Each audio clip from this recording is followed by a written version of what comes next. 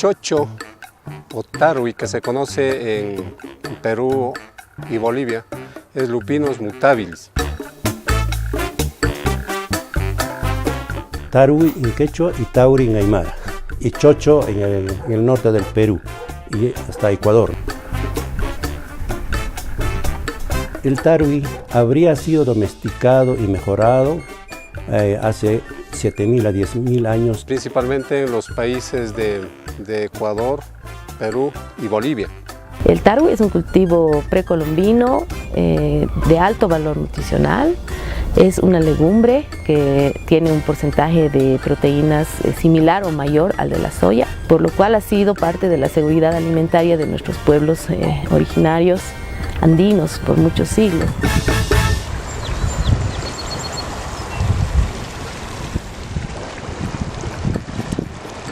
En esta región, muchas de las comunidades que conforman este municipio cultivan el tarwi y lo hacen también para autoconsumo y también para la comercialización. Siempre ha existido un prejuicio para consumir nuestros propios alimentos. Este mito que se ha creado en torno a ellos, ¿no?, de comida de pobres, y no es así. Es una comida que es de nuestros ancestros que aprendieron a domesticar la semilla y nos han dejado ese legado, y es un legado que pues tenemos que reavivar y tenemos que contagiar. El grano es pequeño, tiene aproximadamente un diámetro de 8 milímetros, la cáscara está muy pegada al cotiledón, apenas es cosechado, en versión amarga del grano tenemos como 42% de proteína, pero con el proceso de desamargado, es decir, de quitarle los alcaloides del tipo de la quinolicidina, el contenido de proteína en base seca sube a 51-54%. Este es el lupinus, la semilla del Lupinus angustifolius. Lupinus angustifolius, cultivado en Europa, en Australia más que todo, pero más para alimentación animal, ¿no? Desde ya es dulce, domesticado, mejorado, podríamos llamar. Entonces, eso es Lupinus angustifolius. Estamos hablando de que Lupinus andino, Lupinus mutabilis. Estos Lupinus mutabilis, ¿no? Pero también hay otras especies, parece domesticado por Grecia, en Europa, el Lupinus albus. Este Lupinus albus se caracteriza por tener granos más grandes y dulce, y aún mucho más avanzado, digamos, porque nuestro tarwi, el Lupinus mutabilis, el andino, es amargo. Incorpora un equivalente de nitrógeno de 150 a 300 unidades de nitrógeno. Estuviéramos hablando en términos económicos como si nos estaría aportando como 7 a 10 bolsas de urea. Y eso es un aporte interesante para el campesino. No es exigente en agua, ¿no? Entonces este cultivo es de zona seca sobre todo. Es una planta muy rústica que puede ser cultivado en ciertos ecosistemas que no son muy favorables. Teniendo los recursos genéticos que hay tarwi silvestres por encima de los 5.000 metros, de tal manera que tenemos recursos genéticos interesantísimos. Aquí en esta imagen podemos ver el tamaño de grano relativo, ¿no? Una silvestre, y esta en proceso un poco más avanzado, o sea, es una segregación natural, todas ellas son silvestres, pero esto ya marca una diferencia. Se parece, no se aproxima al tarwi cultivado, pero ahí está la variación. Nosotros en genética, mejoramiento genético, decimos la variación, la diversidad es la materia prima para el mejoramiento. Aquí está el insumo para continuar el mejoramiento. Es lo que han aprovechado nuestros antepasados. Y no solamente para la adaptación, también para la resiliencia. O sea, cuando haya catástrofes climáticas, tenemos la capacidad de que se recuperen estos cultivos. Estos son los parientes silvestres del tarwi. O sea, en estado de grano estamos hablando. Entonces, hay una variación, pero en general son pequeños. El grano es pequeño, de color generalmente un poco oscuro, café hasta negro, como podemos ver acá. Es de grano negro, tonalidades más claras también existe. Es una diversidad también en los parientes silvestres. Entonces, estos parientes silvestres tienen dormancia de semilla. La semilla se duerme por unos 4 años. Entonces hay que hacer un tratamiento para hacer despertar y sembrar cada año. Nosotros hemos desarrollado una tecnología para despertar la semilla y sembrar a nuestro criterio. Deseamos sembrar y sembramos y germina. Por lo tanto, estos granos andinos son considerados como nutracéuticos, nutren y curan o proviene de la salud. ¿Y eso es media roba? Ah, media rosa. Me refiero al Perú, no hubo una política de promoción de su cultivo. Ni existe aún una política de expansión del cultivo y consumo. Siempre fallamos en la producción, no obstante que tenemos todo el material y los conocimientos. A nivel internacional, de acuerdo al Acuerdo de Nagoya o Protocolo de Nagoya, hay una protección del conocimiento campesino y los recursos genéticos. También por el Acuerdo de Cartagena, ¿no es cierto?, para acceso y uso de los recursos genéticos, pero muy poco avances en la implementación y la difusión de estas normas, ¿no? Porque es un patrimonio de la región, me estoy refiriendo a la región andina y de la humanidad, en escenarios tan preocupantes que nos están planteando, por ejemplo, el cambio climático, ¿no? La preocupación es qué harán los productores de soya, por ejemplo, que necesitan mucha agua para producir. Sin embargo, tenemos el tarwi como una alternativa potencial en la zona andina. Por lo tanto, ojalá que en el país, en el Perú, estamos tratando los técnicos de interesar a los políticos, porque todo depende de decisiones políticas, ¿no?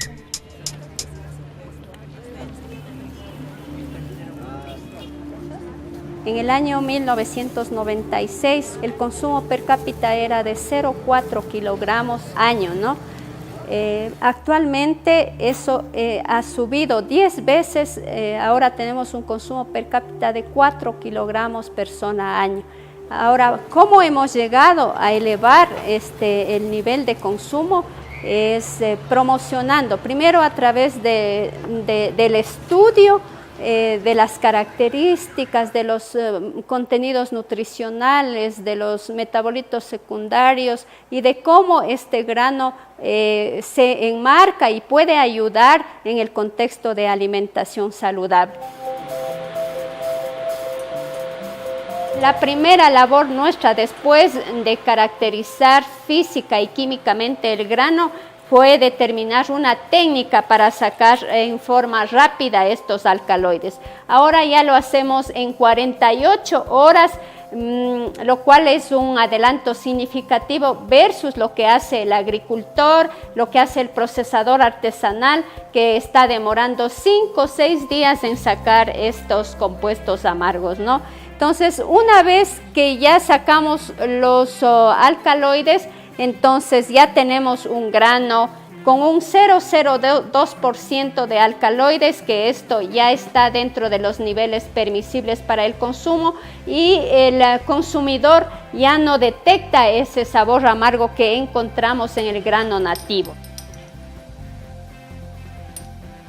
Fomentar el consumo primero en nuestra población, porque creo que el monocultivo se fomenta en el momento en que se abren las expectativas de exportación y la gente empieza a sembrar grandes áreas y solamente con un cultivo, ¿no? Entonces creo que debemos incentivar el consumo primero en nuestra gente, en nuestros niños, en nuestras comunidades, y valorando y promocionando sobre todo lo que es la biodiversidad. Pero tenemos que ver el rendimiento, tenemos que ver el número de vainas. El chocho, de lo que sembraba ni 1000 hectáreas en los años 70, hoy en día se siembra más o menos de 10.000 a 12.000 hectáreas en el país. Esta es la variedad INIAP 450 andino. Y esta variedad que se liberó en 1999 está vigente y es la variedad que se siembra más aquí en el país. Yo creo que un 70 o 80% del área cultivada, los 12.000 hectáreas en el país, se siembra con esta variedad. Ha sido un éxito esta variedad porque es precoz. Entra a los 6-7 meses en comparación con los materiales criollos que entran de 12 a 13 meses. Entonces, esto ha sido rotundo con la característica de incorporar solamente la precocidad en esta variedad. Otro aspecto para el mejoramiento genético. Los colegas ya han comentado que el lavado, la eliminación de la lupanina eleva los costos Y eso es, se gasta agua, ¿no? Por cada kilo, 60 litros o 20, no sé, pero se gasta agua.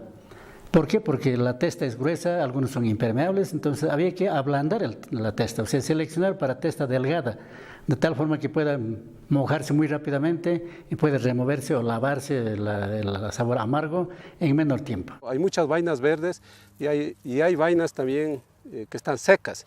Y eso es un problema si nosotros queremos hacer una sola cosecha. Y más aún si queremos mecanizar, y eso es un problema. Sobre la enfermedad del tarwi han comentado varios colegas, ¿no? La antracnosis, por ejemplo, causada por un hongo, pero hay también plagas. En este caso estamos viendo el ataque de la mosca, Delia platura se llama, nombre científico, que ataca en este estado, cuando está saliendo el tarwi, ataca. Y el síntoma típico es esto: las plantas emergentes se caen, ¿no? Entonces ojalá encontremos, vamos a ver el ataque de la larva.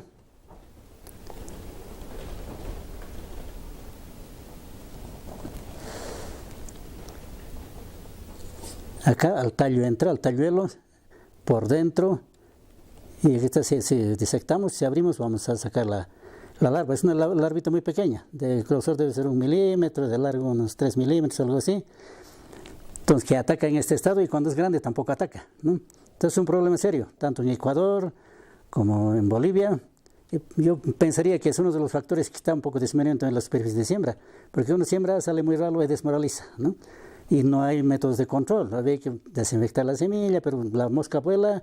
Cuando el suelo es más rico en materia orgánica, mucho mejor todavía para la mosca, se siente atraída. Entonces es un problema serio, que con el calentamiento global parece que está aquí, incluso está en el altiplano, está en la zona de Uyuni, por ejemplo. Nosotros hemos encontrado un tarwi silvestre en la zona de Uyuni. Entonces atribuimos al cambio climático, al calentamiento global, que está favoreciendo a su diseminación. Porque más antes esta plaga estaba reportada en Colombia, Ecuador sí, pero ahora está en el altiplano. En este caso hemos sembrado semilla de tarwi, las selecciones avanzadas, digamos, a partir de un ancestro silvestre, y hemos sembrado, cada uno está sembrado en 3 hoyos para trasplantar posteriormente en campo, ¿no? ¿Por qué? Por ese problema de la mosca. Si sembramos en campo vamos a perder el 80-70%. Entonces, cuando ya vamos a trasplantar en campo ya no perdemos mucho, casi nada. Ahora, podemos ver nosotros una diferencia que está emergiendo, otros ya han emergido. Entonces, por selección ya hemos ganado la dormancia, esta semilla ya no duerme, pero otras estamos viendo todavía que están vacías, están durmiendo todavía, entonces se necesita todavía seleccionar, porque si fuera tarwi cultivado, esto todito uniforme hubiera salido. Entonces todavía mantiene sus rasgos silvestres, ahí podemos observar. Otros se han perdido la dormancia por selección, otros todavía conservan su característica de dormancia, que es propia de las especies silvestres. Ecuador tiene como base la norma nacional para el grano amargo y desamargado, y esta ha servido de base para elaborar la norma andina, cuyo borrador ya estamos discutiendo en lo que es el foro de calidad del grano. Perú, Bolivia y Ecuador estamos tratando de ponernos de acuerdo en los parámetros de calidad del grano, y ojalá podamos llevarlo a la norma del Códex Alimentarios también a este grano. Lo único que antes sabíamos en Ecuador es combinar con el maíz tostado, poner un poquito de cebolla, tomate, y esa era la única forma de consumo que teníamos en el país. Hemos tenido que salir de nuestros laboratorios para trabajar enseñándoles cómo incorporar el grano en lo que es la preparación de diferentes productos. Recetas prácticas utilizando chocho, quinoa y amaranto, y aquí encuentran muchas recetas para preparar, para diversificar el consumo del grano. Para que el consumidor pueda diversificar el uso del grano hay que darle iniciativas, ¿no es cierto? Entonces eso es lo que hemos hecho nosotros desarrollando, por ejemplo, leche de chocho en polvo tenemos, ¿no? La harina, vea. Para llegar a la harina lo que hacemos nosotros es al grano seco solamente le damos un proceso de molienda. En este tenemos 95% de proteína. Aquí ya no tenemos fibra, carbohidrato, nada, solamente tenemos proteína. Pero la cáscara no le botamos nosotros porque este es un concentrado de fibra, es un concentrado de calcio y esto también se muele y puede mezclar con jugos, con bebidas y tiene un importante aporte de fibra y un importante aporte de calcio. Desde el punto de vista de la tecnología de alimentos hay que hacer productos que se enmarquen en el patrón de consumo de nuestros niños, de nuestros jóvenes. La culinaria ofrece una gama de opciones para combinar este grano con otros ingredientes y poder entrar en ese mercado de consumidores. Tengamos una visión integradora. Para promover el desarrollo necesitamos un programa y políticas y inversiones y proyectos en educación alimentaria. Eso es lo que nos falta, sí, porque eso es lo fundamental. En los Andes realmente no se está haciendo mejoramiento, solamente se está haciendo una revaloración del material existente, lo que se llama el uso directo del germoplasma, ¿no? Yo creo que es hora de empezar en mejoramiento genético en tema de tarwi en los Andes. La intención es esta de que comamos tarwi, no tanto al estilo gourmet como está un cacho de moda, ¿no? Sino que el tarwi sea parte de su día a día, de su cotidiano. Esto hacemos juguito, luego ya lo vamos a integrar. El tarwi realmente podría a la larga ser una respuesta. La intención está ahí, la voluntad está ahí, el hacerlo estamos haciendo todos los días. De alguna manera, el hecho de que alguien se anime a comprarme una galletita de tarwi, ya es arriesgarse a cambiar. Ya es así decir, apostar por algo diferente. Y eso para mí es ganancia, ¿no? Es una ganancia de pronto que no se mide monetariamente. Es una cuestión de voluntad, de querer salir de la rutina, de pronto de la costumbre, empezar a descubrir nuevos sabores a partir de estos saberes que tenemos. Pues es una oportunidad para mejorar nuestra calidad de vida, no solo la nuestra, sino también de los seres que amamos. El tarwi es un aliado, por ejemplo, para la crianza de nuestros hijos, por las diferentes propiedades que tiene, ¿no? No solamente a nivel alimenticio, sino también a nivel de salud.